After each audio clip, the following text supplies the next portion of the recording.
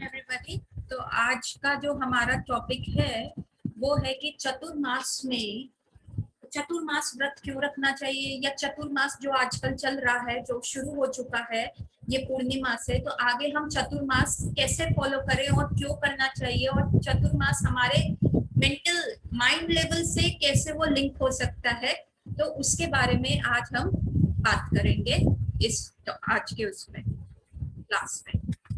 सो क्या होता है कि चतुर्मास दो साल को ना दो वे में डिवाइड किया गया है, और जो दो वे में साल को डिवाइड किया गया है वो है कि 6 महीने जो होते हैं उसको कहते हैं उत्तरायण, और 6 महीने होते हैं दक्षिणायन की। तो जनवरी में से जब मार्गशीर्ष खत्म होता है, दिसंबर का महीना खत्म होता है, तो उस समय क्या होता है, आपका उत्तरायण लग जाता है।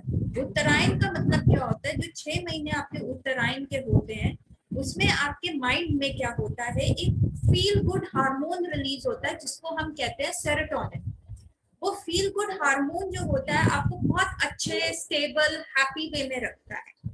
और फिर जब ये उत्तरायण खत्म होता है, जब ये उत्तर कहते हैं जो उत्तरायण में देह त्याग करता है, इवन भीष्म पितामह भी जब अपने डेथ बेड के ऊपर थे और उन्होंने अपना देह त्याग करने का समय आया, तो जब भागवत गीता बोली गई थी वो मार्गशीर्ष में बोली गई थी, और 18 दिन का जो युद्ध हुआ था उसमें भीष्म पितामह जो थे वहां पे बाणों की शैया पे लेटे हुए थे, पर उन्होंने वेट किया कि कब उत्तरायण आएगा तो अपना देह त्याग करेंगे।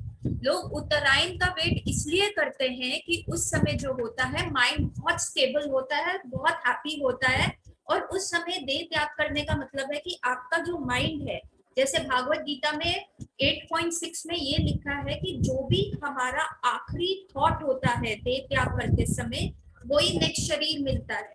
तो उत्तरायण में देह त्याग करने का मतलब क्या है कि आपका माइंड इतना स्ट्रांग होगा, थॉट्स बहुत पॉजिटिव रहेंगे, और तो आपकी जो फर्दर डेस्टिनेशन है वो बहुत अच्छी रहेगी। तो इसीलिए उत्तरायण का मतलब क्या होता है, देह त्याग करने के लिए बेस्ट 6 मंथ्स माने जाते हैं। पर जैसे ही चतुर्मास लग जाता है, ये समय है दक्षिणायन का। ये 4 महीने जो स्टार्ट होते हैं ये दक्षिणायन को इंडिकेट करते हैं। अब दक्षिणायन में क्या होता है कि जो हमारे माइंड के लेवल्स होते हैं, जो फील गुड कराते हैं, जो हमें खुश रखते हैं, जो हमें बहुत हैप्पी रखते हैं, उसको कहते हैं सेरोटोनिन। वो दक्षिणायन में क्या होता है, ब्रेन उनको कम प्रोड्यूस करना शुरू कर देता है। ये एक साइकिल है, ईयरली साइकिल है। हमारी बॉडी क्या है, इस ईयरली साइकिल के साथ इंटरकनेक्टेड रहती है, इंटर रिलेटेड रहती है। तो उस समय क्या होता है, दक्षिणायन के समय हमारा जो सेरोटोनिन लेवल होता है वो कम होना शुरू हो जाता है, और हम सोचते हैं, हमको गुस्सा आना शुरू हो जाता है, हम उदास रहने शुरू हो जाते हैं। तो ये जो 6 महीने होते हैं ये depressive mode of the year होता है। अब इसीलिए इन्हीं 4 महीने में आप देखेंगे कि सबसे ज्यादा त्योहार होते हैं, क्योंकि हमारा मन किसी चीज में लग नहीं रहा होता।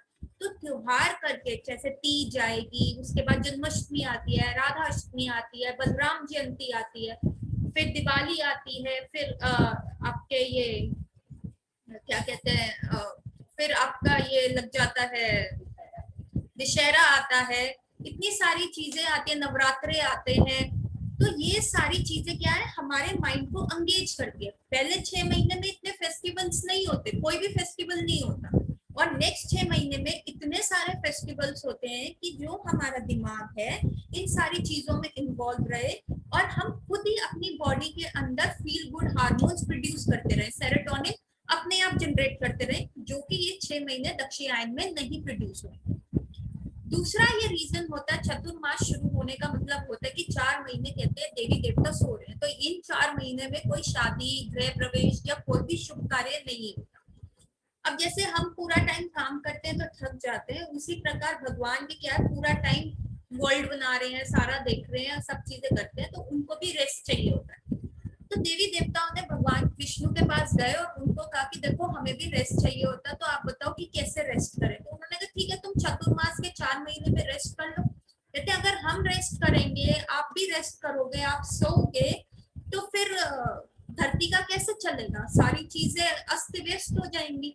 सारा मतलब अगर कोई आप छोटा बच्चा हो और पेरेंट हो, पेरेंट सामने है तो छोटा बच्चा काम भी कर रहा है, सारी कॉपी भी लिख रहा है, होमवर्क भी कर रहा है, लेकिन अगर पेरेंट्स चले जाएं, माँ बाप चले जाते हैं, तो फिर वो एकदम उत्पात पे आ जाता है, कभी कुछ करेगा, कभी तोड़ फोड़ करेगा। तो देवी देवताओं ने कहा कि हम ये पूरा संसार जो है चलाए माने हमारी वजह से, यदि हम सो जाएंगे, जबकि हमारे जो 4 महीने होते हैं वो देवी देवताओं के लिए 1-2 दिन के बराबर ही होते हैं। तो कहते हैं, और भगवान विष्णु के लिए जस्ट लाइक उन्होंने आंख बंद करी और खोली, ये है चतुर्मास, उसमें भगवान विष्णु का निकल गया।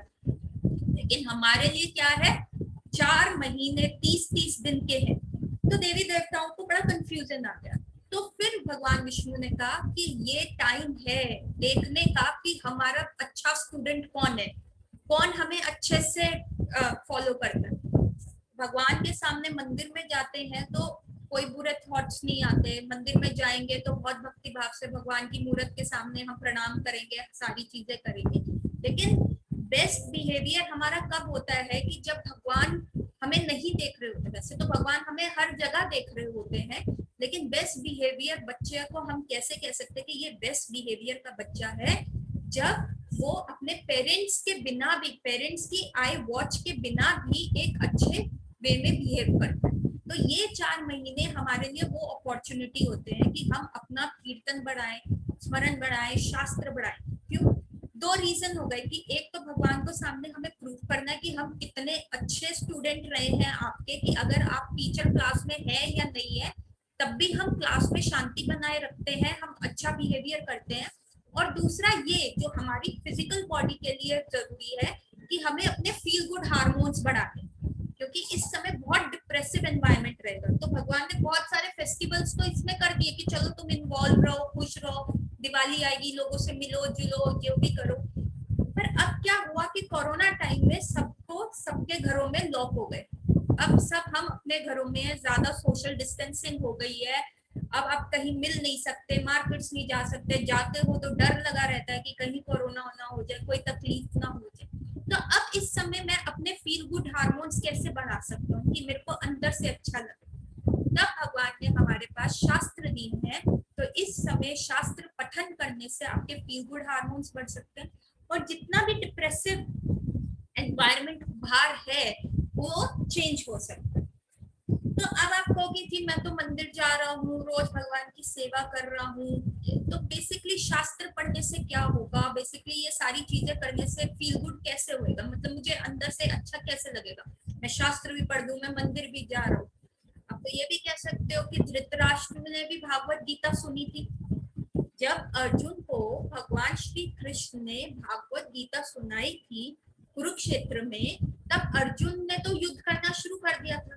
सेम भागवत गीता जो संजय को दूरदृष्टि का वरदान था, संजय ने धृतराष्ट्र को सेम टू सेम सुनाई, पर उसका मुंह तो चेंज ही नहीं हुआ, वो तो फिर ही उसी चीज में अटका रहा। उसने बार बार क्या करा, संजय बताओ मेरा बेटा क्या कर रहा है, अब क्या हुआ, अब भीम ने क्या किया, अब कैसे हुआ, ओ दुर्योधन मर रहा है, और वो रो रहा था। और सेम संजय जो वो सुन रहा था पूरी भागवत गीता, और जैसे जैसे उसने बोली उसको अंदर से इतना खुश होना शुरू हो गया। तो ऐसा ये 2 डिफरेंस है क्यों, ये सारी चीजें होती क्यों? तो इस मामले में मेरे को एक कहानी याद आ रही है। उस कहानी के एक लेडी थी, वो ना बचपन जब वो पैदा ही हुई थी और जस्ट वो कुछ दिनों की थी, जैसे बच्चों को माथा टिकाने ले जाते हैं, मंदिर ले जाते हैं, कहीं पे भी ले जाते हैं, तो उस लेडी को भी, उस छोटे से बच्चे को उसके पेरेंट्स ले गए। और वो पेरेंट्स इतने जिसको कहते हैं सात्विक थे कि वो वहीं पे जाते रहे मंदिर, उस लेडी को लेके जाते, उस बच्चे को लेके जाते रहे। उसने वहां पे क्रॉलिंग भी, मतलब घुटनों के बल सीखना मंदिर में शुरू किया, चलना मंदिर के उसमें शुरू किया, हर रोज मंदिर जाती। जब वो स्कूल जाने लगी तो स्कूल जाने से पहले भी उसका नियम था, मंदिर जाती, पंडित जी से लड्डू लेती और वो सारी चीजें करती। फिर बड़ी हुई, एग्जाम्स, मतलब उसने अपना नियम नहीं छोड़ा। विवाह हो गया, विवाह के बाद भी नियम पे मंदिर जाना, मत्था टेक के वापस आ जाना। बच्चे हो गए और फिर बूढ़ी हो गई, बच्चों के भी आगे विवाह हो गए। तो उसका जो एक नियम था कि मैं मंदिर जाऊंगी और मैं जरूर जाऊंगी, और वहां चाहे कितनी भी प्रॉब्लम क्यों ना हो, बच्चे घर में छोटे थे जब उसके, तो फटाफट गई, मत्था टेका, वापस आ गई। उसके बाद जब थोड़ी बड़ी हुई, घर में कोई बीमार हुआ कि ठीक है मेरे को मंदिर तो जाना है, फटाफट गई और मत्था टेका, वापस आ गई। और उसके बाद क्या हुआ, जब उसके बच्चों का विवाह हुआ तब भी गई, पोते पोती हो गए उनको भी ले लेके गई। तो वहां पे एक बार क्या हो रहा था, महाराज जी आए हुए थे और वो लेडी ने कहा, उनका भागवत कथा सुनने के बाद उन्होंने उन महाराज जी से प्रश्न किया कि महाराज जी, मेरा एक प्रश्न का उत्तर दीजिए, मुझे ये बताइए कि मैं बचपन, मतलब मैं सपोज सोचो कि मैं पैदा भी मंदिर में हुई हूँ, मैं जब मैं घुटनों के बल रेंगना भी मंदिर में शुरू किया, मेरा नियम रहा है जब से मेरे को होश है तब से आज मैं 85 साल की हो गई हूँ, मैंने एक दिन भी मंदिर जाना नहीं छोड़ा। लेकिन बताइए फिर भी मेरा मन कंट्रोल में क्यों नहीं है, फिर भी मेरा मन जो है ये संसार में क्यों लगा हुआ है। आप तो कह रहे हो कि ये संसार छोड़ दो, और जब आप भगवान की भक्ति में आते हैं, जब आप भगवान को याद करते हैं, तो ये संसार आपको इतना अट्रैक्ट नहीं करता। पर मैं यहाँ भी बैठी हूँ और 85 साल की हो गई हूँ, तब भी मेरा मुंह मेरा पोते पोती में है कि वो क्या कर रहे हैं, उन्होंने खाना खाया कि नहीं, उन्होंने होमवर्क किया कि नहीं, ये सारी चीजें ऐसा क्यों हो रहा है। मैं तो शुरू से मंदिर आ रही हूँ, क्या भगवान नहीं है, क्या भगवान हमारे को हैप्पी नहीं फील करा रहे, क्यों मैं दुखी हूँ। तो महाराज जी ने उनको उत्तर दिया कि तुम मंदिर आई, जरूर आई, नियम किए, पर तुम्हारा जो हृदय है वो परिवर्तित नहीं। तो वो माई समझी थी कि भाई हृदय परिवर्तन का क्या मतलब हुआ, कि आप किस चीज को हृदय परिवर्तन कहते हैं। तो महाराज जी ने समझाया, देखो हृदय परिवर्तन का मतलब होता है कि तुम्हारा हार्ट जो है, तुम्हारा जो हृदय है, उसके ऊपर जितनी मिट्टी जमी हुई है, शीशा होता है, शीशे के ऊपर जितनी मिट्टी जमी होती है संसार की, वो हटनी चाहिए थी। तो माई ने कहा कि मैं तो रोज मंदिर आई। कहते हो देखो, तुम वही होते हो जहाँ तुम्हारा मन होता है।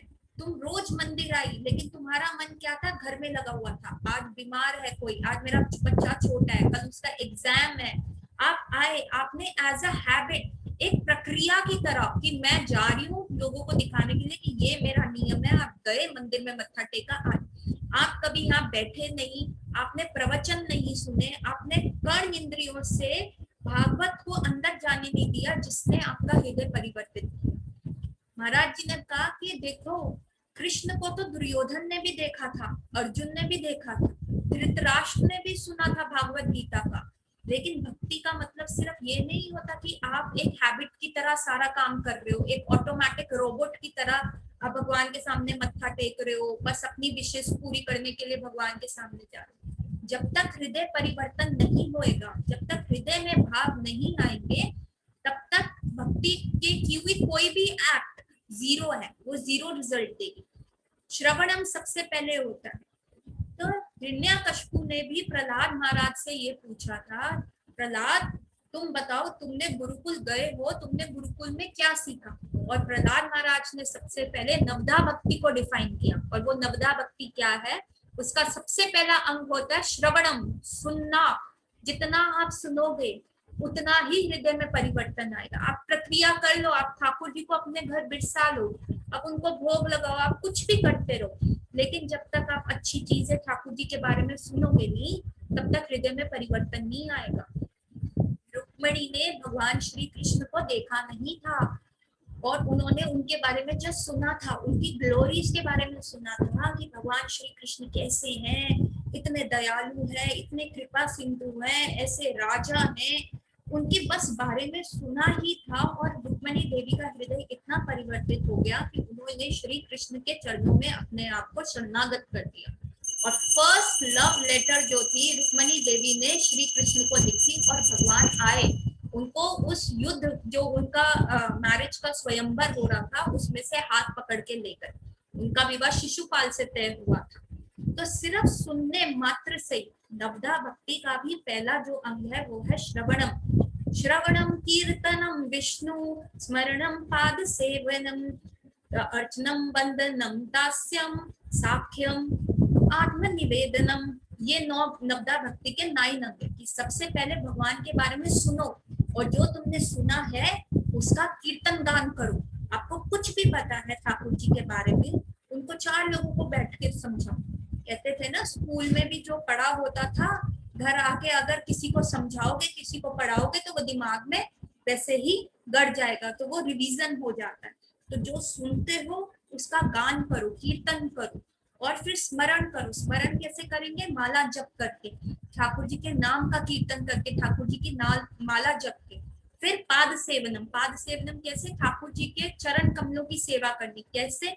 उनके धाम जाना, उनकी लीला स्थलियों को देखना, उनके बारे में वहां जाके भी सुनना, गोवर्धन परिक्रमा करना।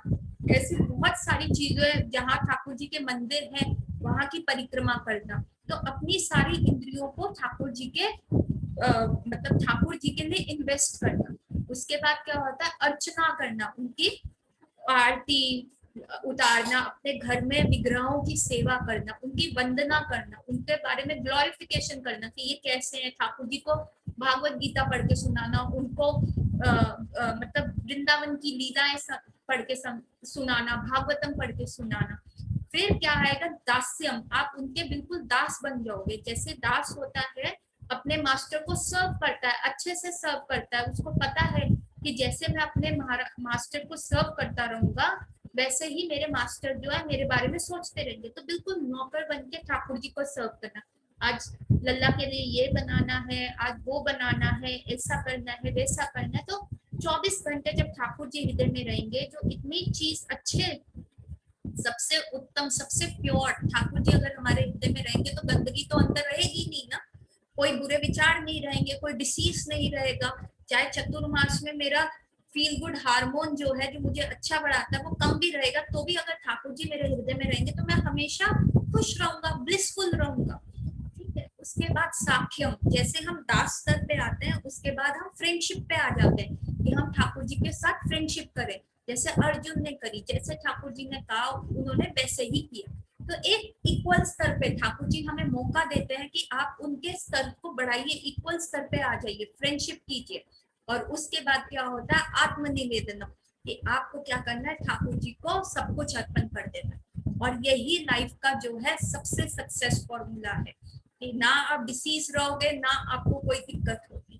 तो जब ये नवदा भक्ति प्रहलाद महाराज ने हिरण्यकशिपु को बताई थी, ये वो नवदा भक्ति है जिससे हम धीरे धीरे धीरे धीरे जो है ठाकुर जी के पास जा सकते हैं। और यही करते करते हमारे हृदय में, हमारे हार्ट में चेंजेस आ सकते हैं, हमारे हार्ट में ट्रांसफॉर्मेशन हो सकता है। गीता तो धृतराष्ट्र ने भी सुनी, गीता तो दुर्योधन ने तो ठाकुर जी को देखा था। जब भगवान ने अपना विशाल रूप दिखाया था तो दुर्योधन की सभा में ही दिखाया था। जब ठाकुर जी आए थे कि मैं क्या करता हूँ, संधि बना देता हूँ इन दोनों के बीच में, महाभारत का युद्ध टल जाए, तब दुर्योधन ने क्या किया था? उनको बंदी बनाने का प्रयास किया। और ठाकुर जी ने अपना विशाल विश्व रूप दिखाया। तब भी दुर्योधन ने ये नहीं समझा कि भाई ये भगवान है, ये परम पुरुषोत्तम भगवान है। उसने यही सोचा ये जादूगर है, इसके पास थोड़ी सी टेक्निक्स है, इसने जादू करा है, और कुछ नहीं है, ये जो है ये तो जस्ट ग्वाला है। अगर भगवान होता तो ग्वाला बनता क्या? कंस से इतने साल, 11 साल तक छुपकर थोड़ा ना रहता, पैदा होते ही कंस को मार देता था। ये कोई भगवान वगैरह नहीं है। तो जो हमारी ये लाइफ है वो भी एक्चुअल जो प्रिपरेशन है, टेस्ट है, डेथ, जो डेथ का मेन टेस्ट है। बहुत लोग कहते हैं कि जी प्राण त्यागते समय जी हमने तुलसी रख दी, हमने तुलसी की कंठी पहनी हुई है, शास्त्रों में ऐसा लिखा है कि अगर तुलसी की कंठी पहनोगे, मुंह में तुलसी रखोगे, गंगा जल मुंह में डालोगे, तो आगे जो होएगा आपका प्रोग्रेस सही होएगा। ठीक है, ये बहुत सही चीज है। और ऐसा भी कहा जाता है कि यदि आप आखिरी समय काशी में प्राण त्यागोगे तो आपको भगवान शिव जी जो हैं उस समय आपके कान में आके श्री राम का नाम लेंगे और आपका जो सोल है वो हायर डेस्टिनेशन पे जाएगा। लेकिन ये किसको पता कि उसका अंतिम समय कब आएगा, कब वो काशी में जाएगा और कब अपने प्राण त्याग सकता है? कोई बता सकता है कि जी ये फलाना फलाना डेट पे मेरे प्राण त्यागूंगा, इस दिन मैं अपना देह त्यागूंगा? इतने तो हम लेवल पे है नहीं। और थ्रू आउट लाइफ, पूरी जिंदगी जो हमने कार्य किया है, हमने ठाकुर जी का नाम भजा नहीं, और हम सोचे कि हम शॉर्टकट बना लें, कंठी ग्रहण कर लें, तुलसी जीप पे रख दें या गंगा जल हम अपने जीप पे डाल दें, तो क्या होगा? कुछ नहीं होगा। आप ठाकुर जी को चीट नहीं कर सकते, आप चीटिंग नहीं कर सकते कि आप कार्तिक में प्राण त्याग रहे हो या आप उत्तरायण के समय प्राण त्याग रहे हो। जैसे बहुत सारे योगीज करते हैं, तो हम और हमने पूरी जिंदगी कुछ नहीं किया और हम एंड में सोचे कि हम ठाकुर जी को बेवकूफ बना लेंगे, या कई लोग सोचे कि सिर्फ 8.6 भागवत गीता में ये लिखा हुआ है कि ठाकुर जी का नाम याद करके अगर हम प्राण त्यागते हैं तो हम आगे ठाकुर जी के धाम जाते हैं। तो ऐसा नहीं हो सकती कि कोई गन अपने यहाँ पे लगाए और बोले श्री कृष्ण और गोली मार ले और सुसाइड कर ले कि भैया भागवत गीता में तो ऐसा लिखा है। तो ऐसा नहीं होता। आप वहीं पे हैं जहां आपका हृदय है, जहां आपका मन है। क्लास में भी बैठे होते थे ना, जब हम छोटे थे स्कूल जाते थे, उस समय हम बैठे होते थे, पढ़ रहे होते थे, या आपके बच्चे होंगे पढ़ रहे हैं, आप देख लो कॉपी खोल के बैठा है पर उसका ध्यान कहीं और है। मैडम चौक मार के कहती थी कि कहाँ पे हो तुम, आप लॉस्ट हो का, कहाँ गए, यहाँ पे रहो। आपका फिजिकल प्रेजेंस, आपका देह का प्रेजेंस होना क्लास में जरूरी नहीं है, आपका माइंड और आपका हृदय भी उस जगह प्रेजेंट हो। ठीक है, आपने तुलसी रखी, कंची पहनी, गंगा जल लिया, काशी में प्राण त्यागे, या एंड में आके शिव जी ने आपके कान में वो दिया। तो देखो जी, पेपर अगर एग्जाम का बोर्ड का पेपर भी लिख के आते हो, अगर सिर्फ क्वेश्चन भी लिख देते हो और 2-3 लाइनें भी लिख देते हो, तो टीचर कोशिश करता है पास कर दे। पर एक फुल मार्क्स लाने में 90%, 90% नंबर लाने में और जस्ट 33% पे पास होने में फर्क होता है। 33% पे पास होने में कोई रिस्पेक्ट नहीं होती। आपको फिर या तो क्लास दोबारा रिपीट करनी पड़ती है या आपको अच्छा कॉलेज नहीं मिलेगा, होता है ना ऐसा। और 90% पास होने पे तो लोग आपको फूल छोड़ छोड़ के कहते हैं आओ जी आओ हमारे कॉलेज में आओ, हमारे कॉलेज में एडमिशन लो। तो यही है, ठाकुर जी को आप कभी भी कंफ्यूज नहीं कर सकते और ना ही उनको चीट कर सकते हो। तो आप ये सारी चीजें करके 33% पे तो पास हो जाओगे, एकादशी पे चले गए, गंगा जल डाल दिया, तुलसी ग्रहण कर ली, तो 33% पे तो पास हो जाओगे, पर आगे कॉलेज में एडमिशन नहीं मिलेगा, आपको फिर वापस आना पड़ेगा। भगवान कहेंगे अच्छा मुझे चीट कर रहा था, दोबारा वापस जा। ठीक है, डेथ का जो प्रोसेस होता है वो इजी हो जाता है, क्योंकि जो मृत्यु है वो बहुत ही, जिसको कहते हैं दर्दनाक वाला स्थिति होती है। तो देह त्याग करना उस समय थोड़ा सा आसान हो जाता है, पर 33% मार्क्स से आगे आपको कुछ नहीं होता। तो पूरी जिंदगी जो आप करते हो, जब हृदय परिवर्तित होता है, जब हृदय में सारे विचार आते हैं कि एंड मोमेंट पे भी आप देखो, जब भी हम बहुत पेनफुल सिचुएशन में होते हैं, जब हमारे को बहुत दर्द हो रहा होता है, तो क्या निकलता है, या कुत्ता एकदम देख लो तो क्या निकलता है, मम्मी। बहुतों का यही रिएक्शन होता है ना, मम्मी बोलते हैं ना। क्यों क्यों बोलते हैं मम्मी? क्योंकि हमारी माँ जो होती है हमें सबसे कंफर्टेबल रखती है, सबसे बचा के रखती है, सारी चीजों से बचा के रखती है, तो हमारे को वही चीज याद आती है जो हमें सबसे स्मूथ रखता होता है। और अगर आजकल के टाइम में आप डिप्रेस हो, ये 4 महीनों में तो हो गए, क्योंकि फील गुड हार्मोन जो अच्छा फील करने वाला होगा कम हो जाएगा। तो आप सोचो कि फेस्टिवल का मतलब सिर्फ शॉपिंग है, सिर्फ मिठाई है, मूवी थिएटर्स भी अब खुल रहे हैं, मूवियां देखना है, गेड़ियां मारना है, सड़कों पे फालतू में घूमना है, लॉन्ग ड्राइव, वेकेशंस है।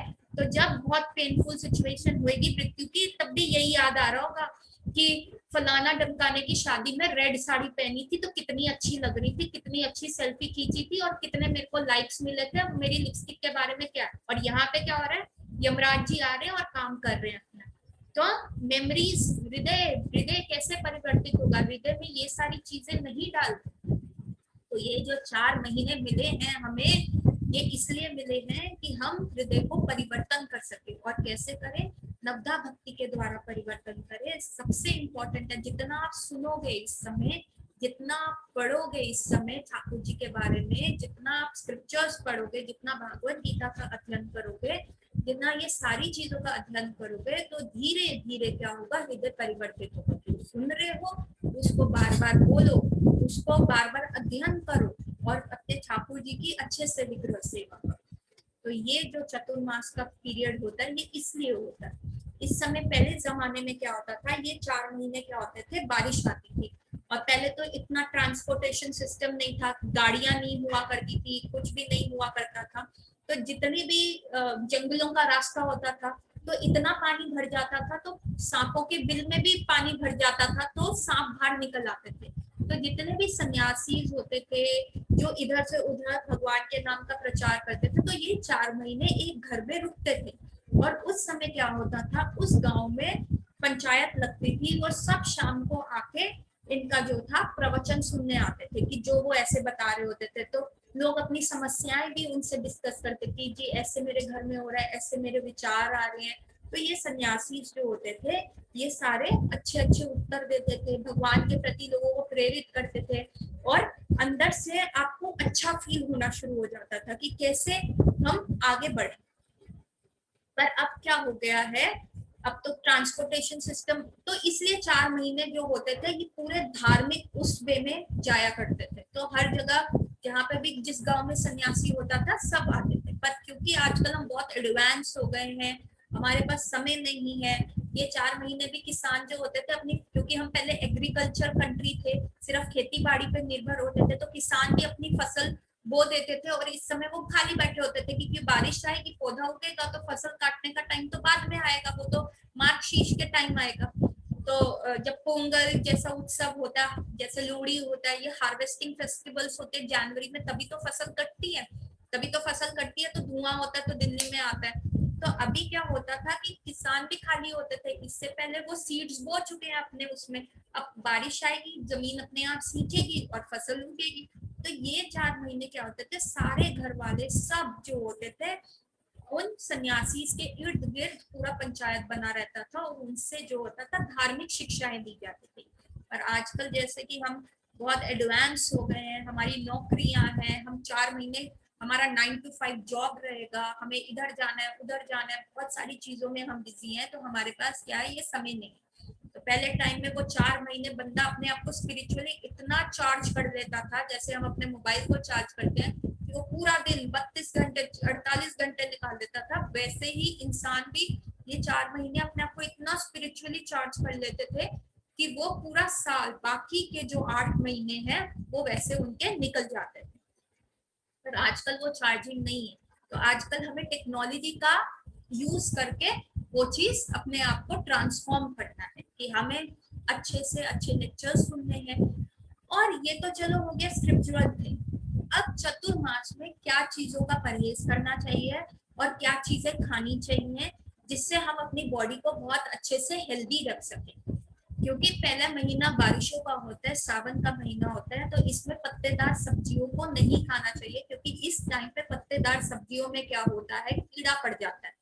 तो पालक नहीं खानी चाहिए आपको, ये धनिया, पुदीना, जो भी ग्रीन लीफी वेजिटेबल्स है, पत्तेदार सब्जियां हैं, वो इस समय वर्जित होती हैं। तो पहले महीने में इन चीजों का परहेज करना चाहिए। दूसरे महीने में क्या होता है, भादों का टाइम आता है, तो आप देखेंगे कि बहुत चिपचिपा महीना होता है। इस महीने क्या होता है, आपके जॉइंट्स में प्रॉब्लम आ सकती है, इसलिए दही नहीं लेनी चाहिए, कर्ड कर्ड का परहेज करना चाहिए, ठीक है।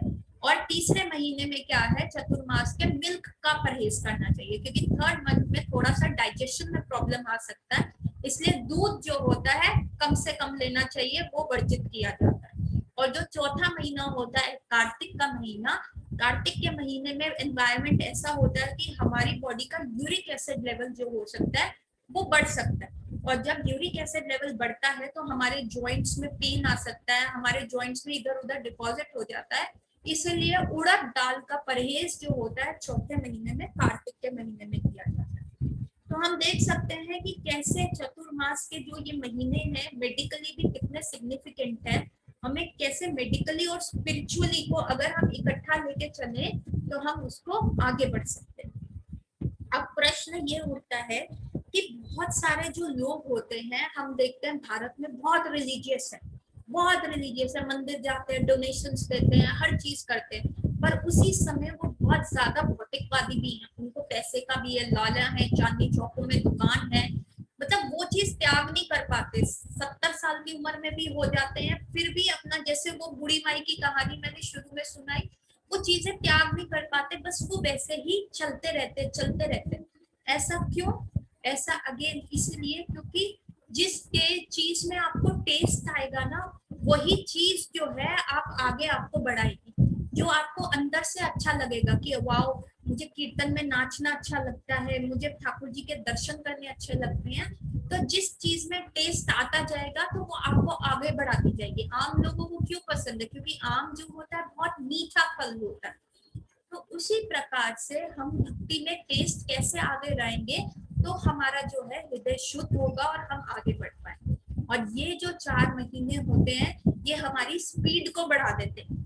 ये 4 महीने में हमारी स्पीड बढ़ जाती है, तो हम भक्ति में वो टेस्ट के लिए नाम स्मरण में और भक्तों का संग करके बहुत जल्दी ऊंचे बन सकते हैं। तो ये थी चतुर्मास की महिमा।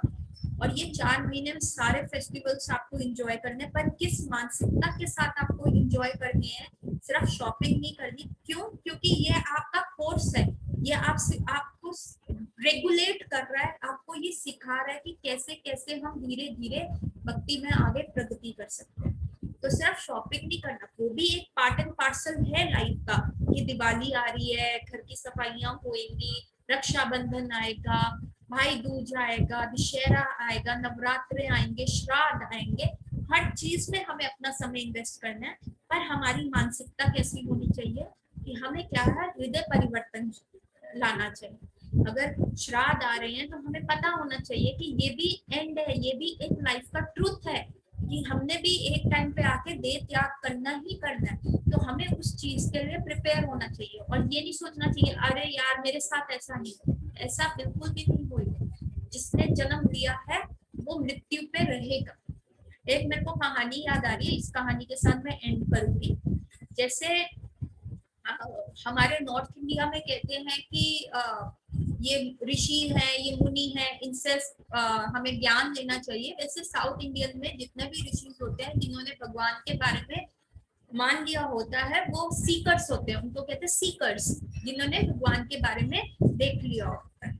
तो हमें क्या करना है, चतुर्मास में भगवान के साथ रिलेशनशिप डेवलप करना है। जब रिलेशन होगा, जैसे बॉयफ्रेंड और गर्लफ्रेंड का रिलेशन होता है, बॉयफ्रेंड वैलेंटाइंस डे पे रोज दे रहा है, गर्लफ्रेंड को गिफ्ट ला के दे रहा है, तो गर्लफ्रेंड को लगेगा यार मेरे को कुकिंग नहीं आती, कल को मेरे को इसके साथ शादी करनी है, मैं भी थोड़ी कुकिंग सीख लूं, ये मेरे को गिफ्ट ला के दे रहा है, ये मेरे को रिंग दे रहा है, मेरे को डायमंड दे रहा है। तो क्या होता है, ऐसे एक रिलेशनशिप जो होता है स्ट्रांग होता है। तो ताकि दोनों के अंदर क्या होएगा, एक लव डेवलप होएगा कि मैं भी इसके लिए करूं, ये मेरे को बर्थडे पे दे रहा है, मैं भी इसके लिए कुछ कुक करके लेके आऊं, मैं इसके लिए अच्छा सा कुछ ड्रेस बना दूं, या मैं इसके मतलब आप सरप्राइजेस देने का सोचते हो। तो ऐसे ही जब हम भगवान के साथ वैसा रिलेशनशिप डेवलप करते हैं तो हमें क्या होता है, भक्ति में टेस्ट आता है। नहीं तो गए भगवान मंदिर गए, घंटी बजाई, वापस आ गए, ये टेस्ट क्या होगा। वो माई को भी टेस्ट नहीं आया, वो गई रोज मंदिर गई, घंटी बजाई, पर उसने सुन के भगवान के साथ रिलेशनशिप नहीं बनाया। तो ऐसे ही एक लेडी थी साउथ इंडिया में, उसका नाम था अंडाल। अंडाल के जो पिताजी थे वो रंगनाथ जी टेम्पल में जो थे हेड पुजारी थे। तो उनकी सेवा क्या थी कि वो ना रोज एक गार्लैंड बनाते थे, एक सुंदर सा गार्लैंड बनाते थे, और बेसिकली उनकी बेटी बनाती थी, और वो सुंदर फ्लावर्स का गार्लैंड जो खुशबूदार होता था रंगनाथ जी को चढ़ाया जाता था। तो उसके पिता की ये रोज उसने अंडाल से ये सेवा करानी। अब अंडाल क्या थी, उसको ठाकुर जी से बहुत प्रेम था, उसको ठाकुर जी से इतना ज्यादा प्रेम था कि वो क्या करती थी, गार्लैंड आता था बनाती थी, अच्छे अच्छे फूल चुनती थी, उनका एक हार बनाती थी, और शीशे में जाके खुद पहन के देख लेती थी कि साइज ठीक है ना, कैसे अच्छा है कि नहीं। अब शास्त्रों से देखा जाए तो ये तो बहुत खराब बात है कि आप ठाकुर जी को चीज यू देने से पहले आप खुद नहीं कर सकते, आप खाना नहीं चख सकते, ठाकुर जी को ऑफर करने वाले फ्लावर्स आप सूंघ नहीं सकते। तो फिर अंडाल ऐसा क्या कर रही थी, तो लेकिन अंडाल का बड़ा हृदय था, वो रोज ऐसे गार्लैंड पहनती थी, देती थी ठाकुर जी को और अपने फादर को देती थी, और वो उसके फादर ले जाते। एक दिन क्या हुआ, ऐसे बहुत सालों तक चलता रहा। एक दिन क्या हुआ, जब उसके फादर वो गार्लैंड लेके जा रहे थे तो उन्होंने देखा बाल है उसमें, इतना लंबा बाल। तो उनको लगा ये क्या हो गया, ये कैसे हो गया, ये क्यों हो गया। तो उन्होंने फटाफट वो गार्लैंड हटाया और जाके ना दूसरा गार्लैंड ले आए, वो बनाया, फटाफट गार्लैंड बनाया और दिया। कहते ये कैसे हो गया, ये अंडाल ने क्या किया। तो अगले दिन भी उसके फादर ने उसको सेवा दी। तो ऐसे 2-3 दिन देखा उसमें बाल आ रहे थे। तो फिर उन्होंने क्या किया, एक दिन छुप के देखा कि अंडाल क्या कर रही है, उसमें बाल क्यों आ रहे हैं, ठाकुर जी का जो गार्लैंड है वो दूषित कैसे हो रहा है। तो उन्होंने देखा छुप के कि अंडाल क्या है, वो गार्लैंड पहन ली और उतारते समय उसका बाल जो है वो गार्लैंड में फंस रहा है। अब इतने सालों से तो बाल नहीं फंसा था। ऐसा ना, ठाकुर जी भी बड़े चालाक होते हैं, उनको भी अपने भक्तों की महिमा गवानी होती है, तो ऐसे ट्विस्ट एंड टर्न तो स्टोरी में वो ला ही देते हैं। तो उसके फादर ने आके अंडाल को बहुत डांटा कि तुम कैसे कर रही हो, तुम्हें अक्ल नहीं है, इतने सालों से मैं इतना गंदा गालिन पहनाता रहा, मुझसे कितना अपराध हो गया, ठाकुर जी मुझे कभी क्षमा नहीं करेंगे, तुम्हें पता नहीं है कि भगवान को जो चीज लगाई जाती है उससे पहले खुद नहीं ट्राई की जाती, तुम कैसी हो। और वो ऐसे उसको जोर से डांट के उससे वो सेवा ले ली। अब क्या हुआ, अब ठाकुर जी को वो खुद गार्लैंड बना के पहनाते, और अब जैसे ही पहनाते ठाकुर जी पहनते ही नहीं, गिर जाता वो गार्लैंड, ठाकुर जी पहने ही नहीं। एक दिन हो गया, 2 दिन हो गया, 3 दिन हो गए, और ठाकुर जी ने वो रिजेक्ट कर दिया। फाइनली ठाकुर जी आए उस हेड पुजारी के सपने में और कहा कि देखो मुझे तो अंडाल वाला ही गार्लैंड पहनना है, ऐसा गार्लैंड मुझे मत दो, मुझे नहीं समझ आता, मुझे नहीं अच्छा लगता, जो अंडाल पहनती है वही मेरे को गार्लैंड दो। तो ऐसे ही भक्ति ग्लोरीज हुई। तो जब हम भगवान से रिलेशनशिप करते हैं, बनाते हैं, तो भगवान भी क्या करते हैं, हमारी लाइफ में इंटरफेयर करते हैं। अब अंडाल जो हो गई, बड़ी हो गई, और सबको पता चल गया कि ये कितनी अच्छी भक्त है, ठाकुर जी सिर्फ इसके गले का पहना हुआ ही वो हार है वो पहनते हैं। तो अब उसके फादर को लगा कि अब मेरे को ना अंडाल का विवाह करना चाहिए। तो अंडाल ने जो कहा कि ठीक है पापा, आप मेरा विवाह कर दो, लेकिन मेरा विवाह उसी से करना जो कभी पैदा ना हुआ हो।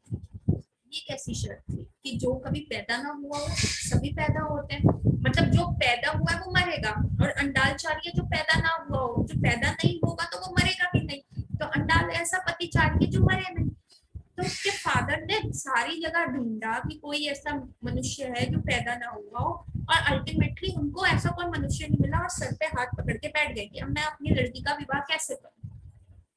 तो अंडाल ने सुझाया, देखो आप रंगनाथ जी से मेरा विवाह कर दो, क्योंकि रंगनाथ जी कभी पैदा नहीं हुए।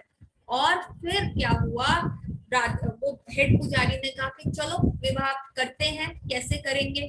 पर पूरे विवाह का सारी सेरेमनी हो गई, सब सजाया दुजाया, और अंडाल की जो है पालकी भी गई वहां तक रंगनाथ जी के टेम्पल में, और अंडाल जो पालकी से बिल्कुल दुल्हन की तरह बनी सजी धजी चल रही है। अब दूल्हा तो है ही नहीं, क्या होगा। तो अंडाल जो है दुल्हन बन के सज के चली जा रही है, चली जा रही है, चली जा रही है, और जैसे ही वो रंगनाथ जी के सामने आई, वहां पे भी चली जा रही है, और वो रंगनाथ जी के अंदर समा गई। तो आज भी जब आप रंगनाथ जी के टेम्पल जाओगे तो साइड में उनके अंडाल खड़ी हुई आपको मिलती है। और ये एक सीकर थी, एक ऐसी थी जिन्होंने बताया कि सिर्फ भक्ति का मतलब यही नहीं है कि आप मंदिर जाओ, आपने बस बहुत सारी चीजें यही करते रहने हैं कि पूजा पाठ करते रहना है, या आपने भगवान के सामने। भक्ति का मतलब है रिलेशनशिप डेवलप करना, स्पिरिचुअलिटी का मतलब है स्पिरिट में रहना। रिलीजन का मतलब होता है, रिलीजन का मतलब हो गया कि कैसे आप, क्या आपके आपसे मतलब धर्म हो गया, रिलीजन मतलब धर्म, पति धर्म भी होता है, देश के प्रति भी धर्म होता है, सारी चीजों के लिए धर्म होता है। धर्म और भक्ति बहुत अलग है, रिलीजन और स्पिरिचुअलिटी एकदम डिफरेंट है। रिलीजन का मतलब हो गया कि आपसे क्या चाहा जाता है, आपने ऐसा करना है, ये आपका प्रतिक्रिया है। जैसे आपने कैंडल जलाई, आपने मोमबत्ती जलाई, तो वो रोशनी देगी ही देगी। लेकिन स्पिरिचुअलिटी का मतलब, भक्ति का मतलब क्या है, आप एक रिलेशनशिप डेवलप कर रहे हो ठाकुर जी के साथ, और जैसे आपका वो रिलेशनशिप डेवलप होगा तो आपको उसमें टेस्ट आना शुरू हो जाएगा, और जैसे ही वो स्वाद आएगा आपके हार्मोन सिस्टम वैसे ही ठीक होने शुरू हो जाएंगे, और जैसे ही वो स्वाद बढ़ता जाएगा, वो टेस्ट बढ़ता जाएगा, तो आपको कोई भी चीज मैटर नहीं करेगी, कोई भी डिसीज नहीं आएगा, और तब मृत्यु भी आपको मैटर नहीं करेगी। तब मृत्यु क्या लगेगी, जैसे एक लड़की की शादी हो रही होती है, उसको दुख हो रहा होता है कि तो अपना घर छोड़ के जा रही है, अपने माँ बाप को छोड़ के जा रही है, लेकिन बैक ऑफ द माइंड उसके ये भी चल रहा था कि हाँ मैं नई लाइफ में एंटर कर रही हूँ, मेरा पति होएगा, वो मेरे को घुमाएगा, मुझे खुश रखेगा। तो मृत्यु ऐसे भक्तों के लिए क्या हो जाती है कि जैसे उनकी शादी हो रही है ठाकुर जी के साथ, और वो अब ठाकुर जी के साथ रहेंगे। सो हाउ टू ओवरकम मृत्यु, हाउ टू ओवरकम डेथ, आप मृत्यु पे कैसे विजय पा सकते हैं, जब आप उस बंदे के साथ रिलेशनशिप बनाए जो मृत्यु पे, जो जिसके अधीन मृत्यु है, जो है ठाकुर जी। तो ये चातुर्मास जो है हमें ये हेड स्टार्ट देता है, हमें ऐसी चीज करने को करता है जिससे हमारा हृदय परिवर्तन हो और हम ठाकुर जी के साथ एक रिलेशनशिप बना सके। तो मेरी आज की क्लास इसी थॉट प्रोसेस के साथ खत्म होगी। आप प्लीज अपना चतुर्मास अच्छे से निभाइए, अच्छे से श्रवणम कीजिए। सबसे इम्पोर्टेंट है, अगर आपने इन 4 महीने में सिर्फ सुनना सीख लिया श्रवण करना सीख लिया तो हृदय परिवर्तन धीरे धीरे आना शुरू हो जाएगा। किसी का कोई प्रश्न? ठीक है, तो फिर आज की हम क्लास यहीं पे खत्म करते हैं। तो सब अपने हाथ उठा लीजिए और हम हरे कृष्ण गाएं। हरे कृष्ण कृष्ण कृष्ण हरे हरे, हरे राम राम राम हरे हरे, हरे कृष्ण कृष्ण कृष्ण हरे हरे, हरे राम राम राम हरे हरे, हरे कृष्ण कृष्ण कृष्ण हरे हरे, हरे राम राम राम हरे कृष्ण। एवरीबॉडी, आपका ये चतुर्मास बहुत अच्छा रहे और आप भी ठाकुर जी के साथ रिलेशनशिप बना सके और आपके भी हृदय में परिवर्तन आए और आप भी भक्ति का जो रस है उसको आप आस्वादन कर सके। हरे कृष्णा।